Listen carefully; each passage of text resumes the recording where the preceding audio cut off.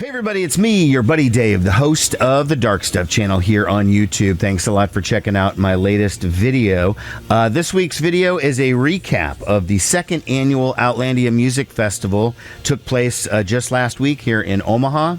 As the same as with last year, I was the stage manager, so I'm going to give you a video from my vantage point for the entire two-day festival.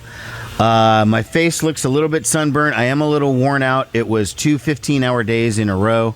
I'm wiped. My step count was out of control, but it was a great festival, fantastic time. Everybody did a great job. I will catch up with you at the end.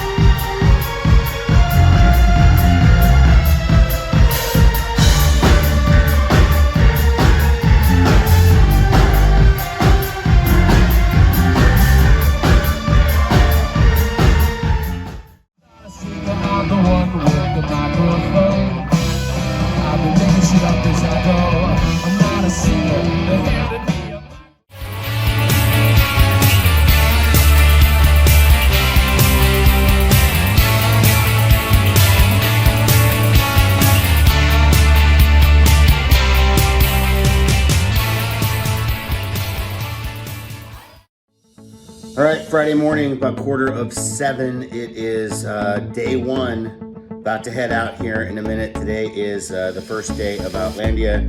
First artist is getting there. I think it's Lord Huron or Gregory Alan Isaacoff at about 7:30 or 8 o'clock or somewhere in between there. So I'm going to be leaving here in a minute. Let's do this.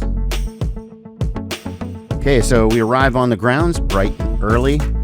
Getting in the golf cart, rolling up to the stage.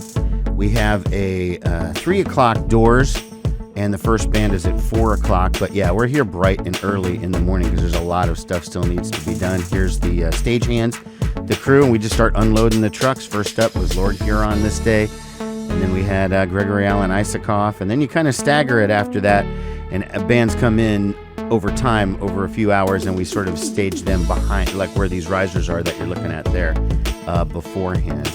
So there's one of the bands tried to back their trailer into that particular spot. It was a bit of a tight fit. Let's see, what else are we looking at here? So now we're just building up the Lord Huron set at this point. We did have a weather scare. It did get a little gray, and we had to shut down for 15 minutes because there was lightning in the area, but fortunately that was a few hours before the show, so we tarped up all the stuff, ready to rock for the first band. It was no big deal whatsoever.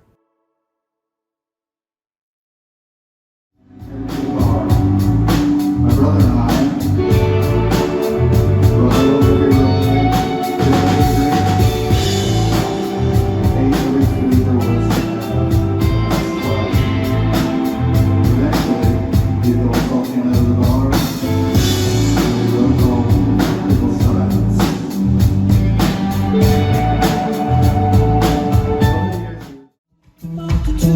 and I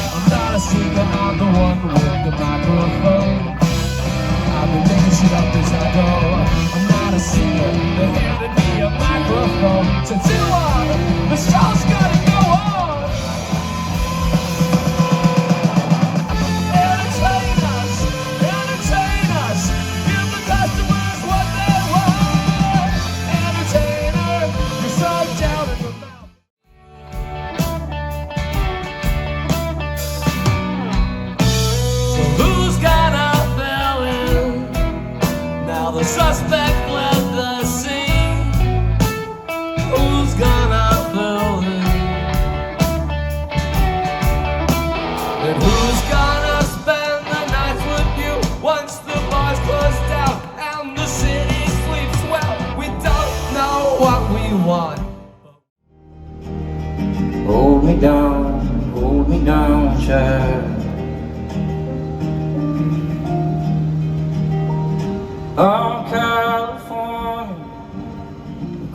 Melody Queen,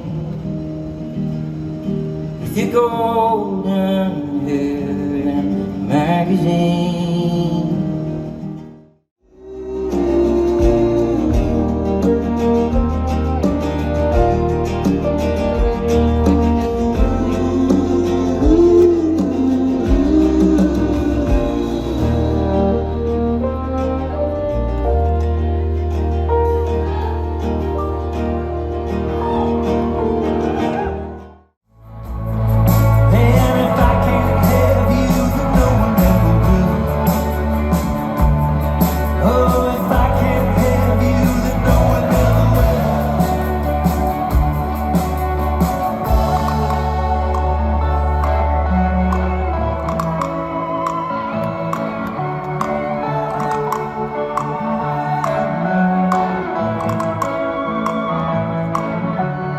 I don't feel it till it hurts sometimes.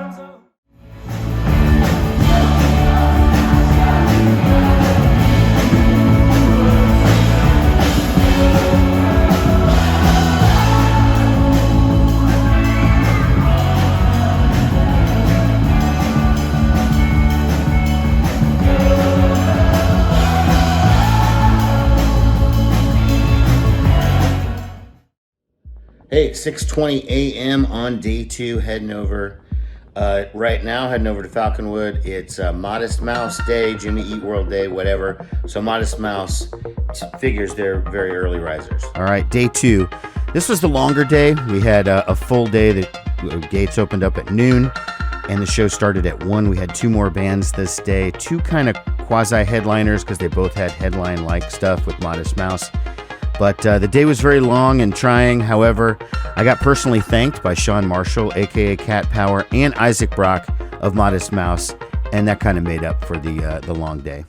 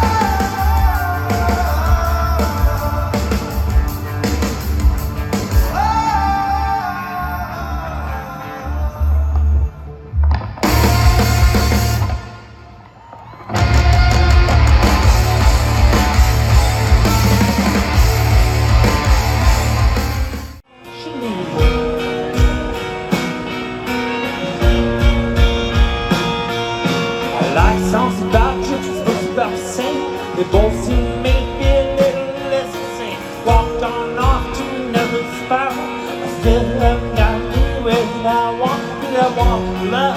Did I need to know why?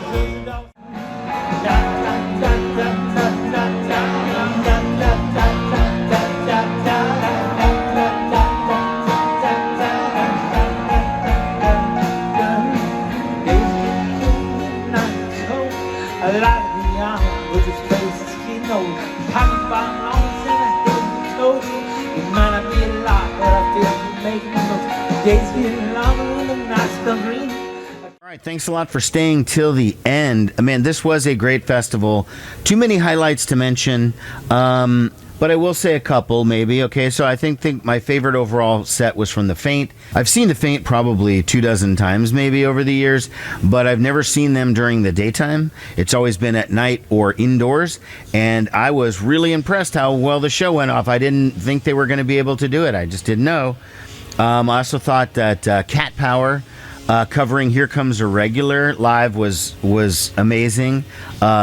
Sean Marshall seemed a little fragile. It had been her first time touring in a long time, but she totally pulled it off. Let's see here. Horse Girl covering Guided by Voices, As We Go Up, We Go Down, which I came to the revelation when they started it with the bass line at the beginning. It sounds just like the Pixies. So then I thought, wow, so Guided by Voices stole that song from the Pixies. Interesting. Had a great conversation with Tim and Roger from The Good Life, talking about the glory days of indie rock and their time touring with Superchunk a few decades ago. Some funny stories on that one. And then revelation for me was that I met, again, the drummer of the very first band that performed at the festival, Minalusa, was in a band that I put out a record by like 30 years ago called Ritual Device. I had no idea that he was even going to be there, and I hadn't seen the dude in 30 plus years, if ever. I'm not even really sure he and I ever even met before, but that was kind of crazy. Anyways, I'm still in recovery mode, folks. Hope you dug this video. Thanks a lot for watching, everybody. Take care. Bye-bye.